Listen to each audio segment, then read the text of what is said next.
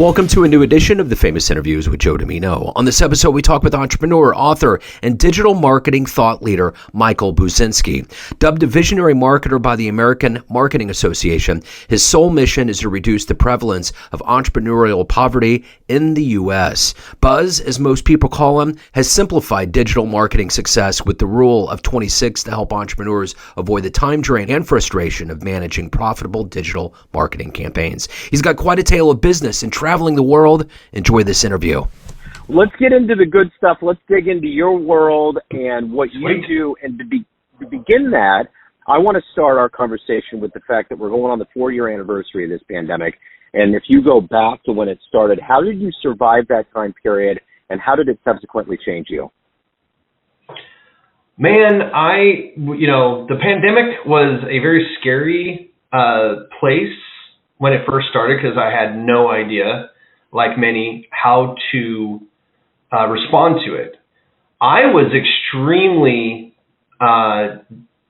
lucky, I probably should say, that a year before the pandemic hit, I actually took a 13,000 square foot facility and shut it down and made my company a full remote workplace. So I didn't have as many of the challenges, the fiscal challenges, as a lot of my cohorts did. But what I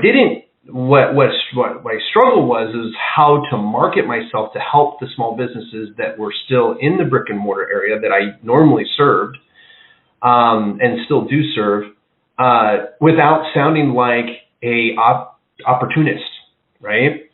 And that's where I actually ended up writing my book, The Rule of 26, and basically almost giving away the farm for free. It was like a $15 book, and it literally could help anybody who was struggling to go from the face-to-face marketing that a lot of small businesses do to the online marketing world, and really simplifying that process so that they could work with somebody to help them through that process, because most people don't know what they're hiring, right? So as far as my agency went at the time, we only lost one client through the entire space. And I feel like what we did well to help was make sure that every one of those clients was getting the added service that they needed without extra fees, because we felt that was kind of our duty. We were responsible to these people to make sure that they made it through what was just an ever-ending roller coaster of impediments to success, right? It almost seemed like on the small business side of things, the government was actually rooting against them for some reason. And so we really had to think fast and help them transition from that traditional marketing to that online marketing, because most of them hadn't adopted that yet. Well, let's say I put you in front of a bunch of third graders and it's career day, and you got a lot going on in your life. So I want to kind of boil this down to something that a third grader can understand. It's career day. One of the kids curiously looks up and says, "Hey, what do you do for a living?" How do you answer that child? I'll tell that third graders just like I tell my adult cohorts. I help people make money. And it really boils down to helping business owners identify their most profitable prospects, what we call the perfectly profitable prospects, and then translate that identity into a message that connects with that type of person that then encourages them to reach out to my clients. That's perfect, and those kids would love you. The minute you say, "I'm going to make you money," they're going to just cheer and go crazy. Right? So what did you want to be in the third grade? What was your dream? Man, when I was in the third grade, I grew up on a farm until I was a teenager. So, the farm life was all I knew. And so really didn't have many aspirations out of being just a farmer. was interesting. It wasn't until my parents got divorced, and then I went to move with my dad, who moved to the city, and he left that behind, and he got into business, and he actually got a PhD, years later in business management. And so as I saw that, and I saw all the opportunities there, and it's kind of, I grew up in the MTV era, so then I wanted to be a rock star for a long time. So what was the first live show that you saw? If you're a music fan, what was the first one that blew you away that you saw with your own eyes? So the first concert that I remember was a John Denver concert Wow. in what's the town? It's just outside of Santa Cruz, California, the Shoreline Amphitheater. Yeah. And but my favorite concerts back then were like Lollapalooza, Day on the Green. I was a big like Guns N' Roses fan, but also like a Smashing Pumpkins, and I love the 90s. I feel like I held on to my 90s roots more than I did my late 80s, rock bands. A big hair band. I was a big Poison fan. Guns N' Roses, White Snake. I loved all those bands. But like in the 90s, the punk, my first band that I was in was a punk band. And then it got into like a what we called muscle group, which was then later was classified as grunge. And then I did like a more of a progressive folk rock, which is nowadays people would like lend that to like the Dave Matthews type of sound. So I was always like one step behind the power curve of that. But I just love all type of music, and so all the types of concerts. Sounds Pink like Floyd it. was probably my favorite of all of them. Pink Floyd was my favorite as a kid, and my most recent favorite one was Dave Matthews at the Gorge. Yeah, that's great, man. So let me ask you this.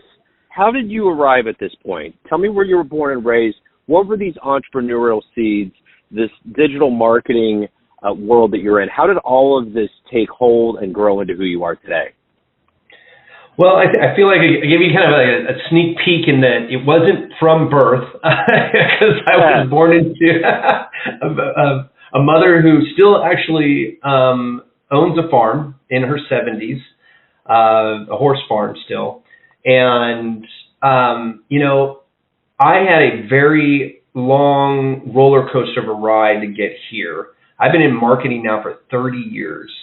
I started as a late teen. And, I got into marketing through sales, actually, in the late 90s or the late 80s, early 90s. As a young teenager, you couldn't get a job that wasn't fast food unless it was in sales, because back then, if you didn't have a degree, they just didn't take you seriously. And so I busted my tail in sales, and with sales, you get really close to marketing, and I had a natural knack for it. But it wasn't until after I got out of the Air Force. I joined the Air Force when I was 22, got out 10 years later, and amongst that, along the way, my music career, I was a semi-professional musician, started at age 13 as a jazz trombonist, and I got graduated, retired my live gigging days at the age of 28. All along those years, I learned a lot about marketing, because it was all about self-promotion and all that stuff. And that was also the dawn of the internet.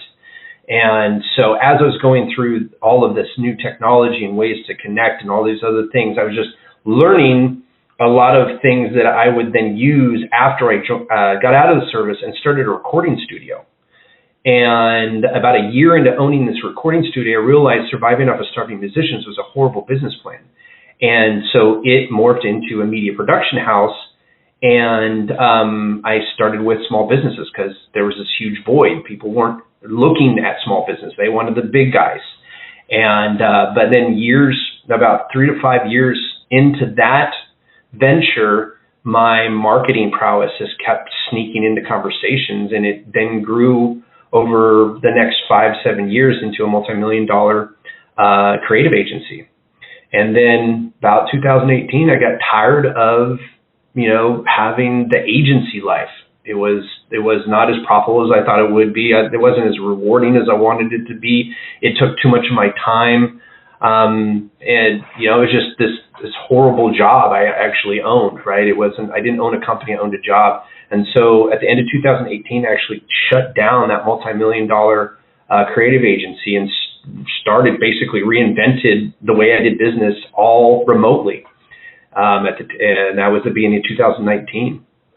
And so for the last 5 years, just kind of been rebuilding it in a fashion that is 7 times more profitable, gives me probably about 3 times more private time for myself. And since then, in the last 5 years, I think I've visited over 15 different countries around the world at the same time.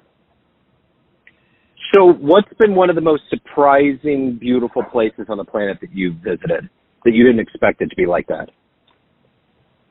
Oh, man, that's a tough question because, I've been to 26 countries now, and every country has a gem in it that you remember, and they're also unique. But I will say, if there was one country that I just must go back to, is Switzerland. And this is probably because of my 17 years in living in Alaska, that I just love mountains. I grew up on the West Coast. And so you always have mountains in the purview, right? And then when you live in the mountains, like you do when you live in Alaska, in Anchorage, Alaska, you revel in anything that's even more spectacular than that, which is hard to do. Switzerland delivers on that. Lucerne, Switzerland is the most beautiful place next to Alaska that I've ever seen. Wow. So who's been kind of a hero for you in your life? It's weird. My dad was an early hero for me in that he opened my eyes to business, right? But he wasn't an entrepreneur.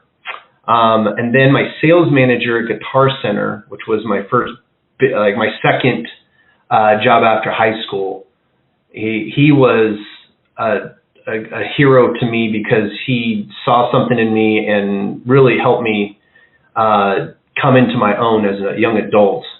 And then, over the years, I've floated, a lot of authors, Michael Gerber, Mike Michalowicz, Gino Wickman, guys like that.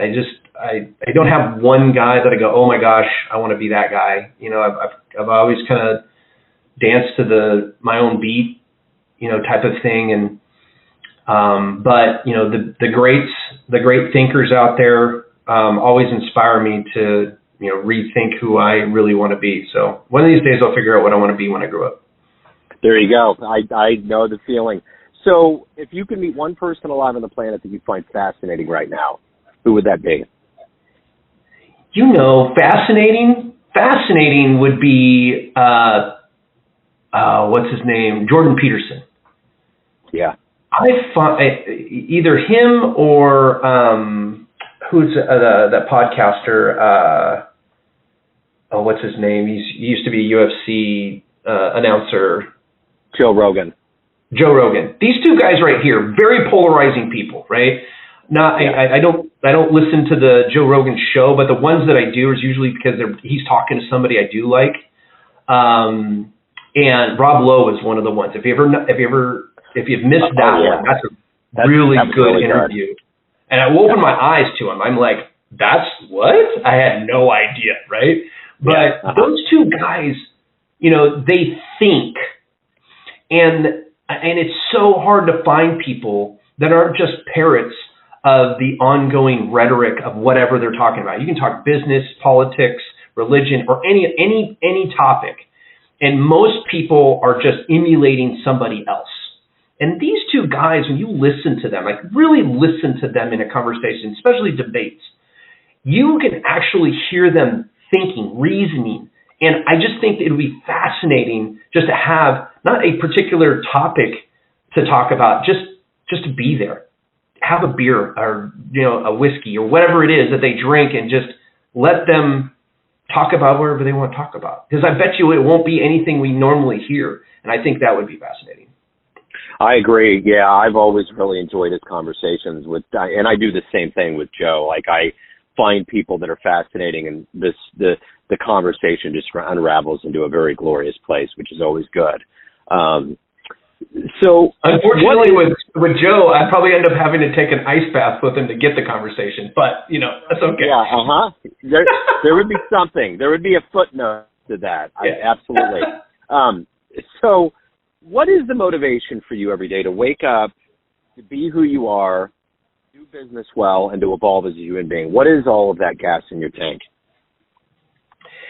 It's this, I don't know where I got the love for entrepreneurship and entrepreneurs themselves, but as being one for the last 18 years, and I found my wife is a historian in education and history, and she dug into my family tree, and apparently I come from a long line of business owners, but all the way back into Sicily and Poland and whatnot. And so maybe it's in my blood, but I am also the lover of the underdog. I'm an Oakland A's fan through and through. I am a Bengals fan through and through since 1981. You get the picture. Sharks fan, San Jose Sharks fan. And I feel like the SMB, sector is, the entrepreneurs they're underdogs, right? They call them the big successes unicorns for a reason, because they're far and few between. That means that more people fail than succeed when it comes to small businesses. And what gets me up in every day and get excited about meeting another entrepreneur who's looking to make themselves a success, it's just that dream that they're willing to take that risk and basically put their livelihood into their own hands. And that's inspiring to me. To me it's second nature now. But to watch other people doing it and listening to each of those new stories, new dreams, right? And just helping them. And we focus strictly on service-based businesses. So we service people who serve people. And that right there keeps it fresh, because every person's different. And that really is, I know it might sound simple. I don't even know if it sounds trite or not, but that's enough for me. It keeps it interesting and motivating all at the same time. So as a sports fan, if you could get into that proverbial time machine and go back in time and see one game, one moment, where are you going? Well, if I want my heart broken, it's back to 1989 and the Super Bowl. Between the Bengals and the 49ers, as they lost their second Super Bowl to the same team in the same decade. And then another, I wish I could have gone, even though we lost, I would also go back just a few years ago to SoFi Stadium and been there to cheer on the Bengals, even though they got robbed in the last few seconds. But I'm not a huge nostalgic when it comes to sports. So I don't wear other people's numbers or other people's jerseys and stuff like that. So it'd be the ones that would mean something to me. Yeah. So let me ask you this. Let's say you have a dream tonight. You run into the 18-year-old version of you, and you could give that young version of you a piece of advice based on the wisdom you've gained in your life. What advice would you impart on that young version of you? How long do we have? 18 years. That was 32 years ago, right? Yeah. 18 years old. It's 32 years ago. I've lived 3 lives since then. I seem to be that hermit crab that crawls out of its shell and into a bigger new shell every 10 years. And I would tell that 18-year-olds that life doesn't end at 30. That would be the first thing I told them. Because I was in such a rush to find out where I was going to be in life by the time I was 21, right? by the time I had joined the service, I thought I'd failed. And I was using the service as a step out of the rut I had put myself in by constantly, long story short, putting myself in a hamster wheel with corporate sales and marketing stuff. And there's time, right? I got to tell them, like, life is longer than you think it is. And then the second piece of advice is to tell that kid that he is good enough. It's okay to fail. Fail is good. And every time you fail, you become a stronger person. And you need to grasp upon those strengths and just believe in yourself. So of all of the things that you've done in this life so far, what are you the proudest of? Good Lord. What am I the proudest of? That's a tough question. I've done so many different types of things in my life so far, and I feel like I'm only halfway through.